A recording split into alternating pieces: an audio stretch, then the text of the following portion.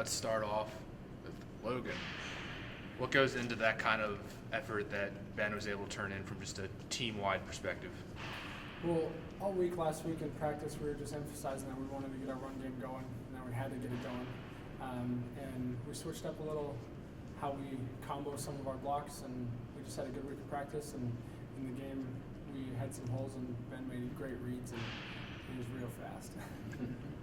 I know it's 264 and 4 touchdowns is hard to replicate, but what kind of success do you expect to have now this weekend with Moorhead? Well, I think just as an offensive line, when you get chemistry flowing, good things happen. And I think we started to get some chemistry throughout the game. And not just chemistry on the line, but chemistry with your back, too. He knows how we're going to block, and we know where he's going to cut and how he's going to cut off our blocks. So I think this is definitely something that we can build off of and try and have another good week rushing the ball. Obviously, Ben's had a really successful last 2 weeks. Do you think Minot State has found its running back of the future with him being only a freshman? Well, I think he's going to have a lot of chances to run for big games in his career, and I think this is just the start of a good career yet. How about for you, Coach? With Jarvis still back there, it seemed like he got his carries, and he needed to, of course, Ben that broke the big ones. Is that nice having somewhat of a 1-2 punch, knowing that you can put either back in there and be successful? Yeah, they're both two different styles of runners. Ben's more of a slasher. He'll make one cut and go, and Jarvis has more quickness, a little bit more power. Being especially that he's a fifth-year senior. So they have different running styles. They have different abilities, but they both have good ability. And the thing I've mentioned about them often is they're both really smart football players.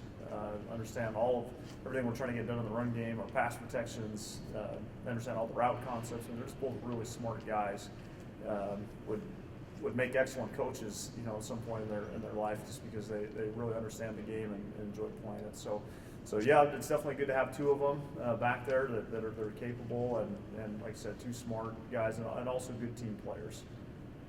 Justin, it wasn't always pretty on defense last week, but you made plays when it counted, right? Yeah, we're always going to make plays. That's our job, defense. No matter what side of the field we're on, how much time's left, our job is to stop the offense from scoring and get our offense the ball back.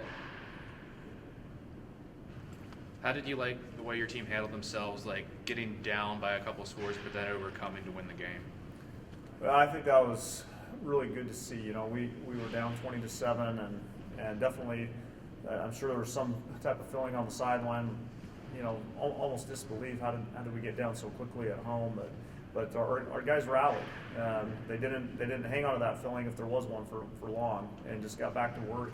We were able to score that first possession after being down 20-7, and really got us on a roll. Our defense got things in order. Early on they had some things formationally that they were doing that was causing some confusion. We got solid that way, and then we were able just to start playing ball again. There were a few other storms as the game went on, but by and large, our guys were able to weather those throughout. And as I told them, I just said, you guys have practiced really well, like every week. You put some investment into that, and that allows you to play well in tough situations with some adversity and down, at a given point during a game. So it was good to see our team do that. It was good to see that for our program and for these guys.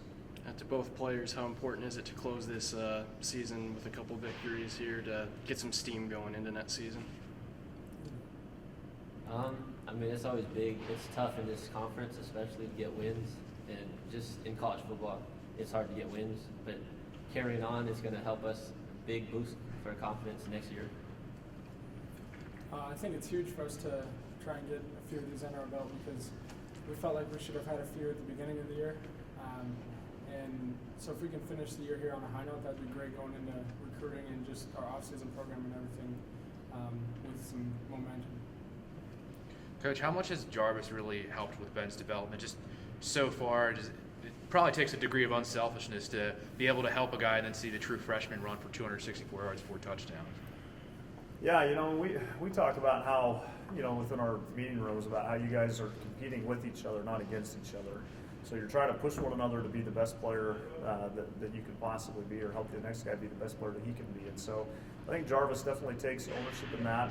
During the game, Ben had such a hot hand and was playing so well that, we had a rotation established to get Jarvis in a little bit more. And he had mentioned to our backfield coach, he said, look, I want to go in, but you know, if you feel like Ben's the answer right now, like we're all behind him because he's playing so darn well.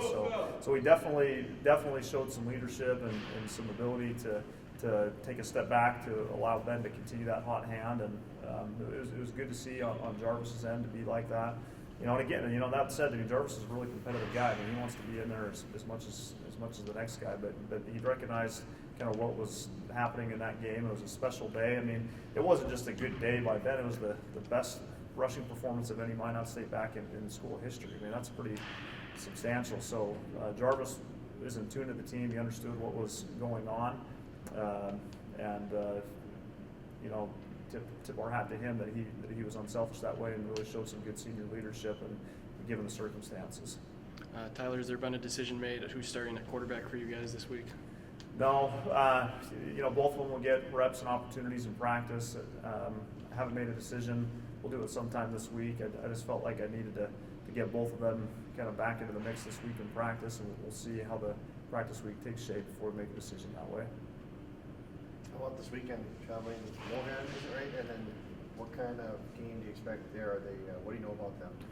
Well, they're a really disciplined team, and we talked about that a lot yesterday in our team meetings. It's just about how important it's going to be to match that. They don't make many mistakes. They're really sound in what they do in all three phases, really. So we've got to have a disciplined team out there on the road when we play them. They've got a couple of good quarterbacks that have played quite a bit. They've got a great receiver, I think one of the best, you know, really players in the league, let alone just receivers. They're really sound defensively. That they don't do too much schematically, but they're physical and they're disciplined with what they do. So we know we're going to have a tough matchup on the road. They're a good team and a building program that's just gotten better and better every single year. So it'll be a good opportunity for us to get out there and match up with those guys.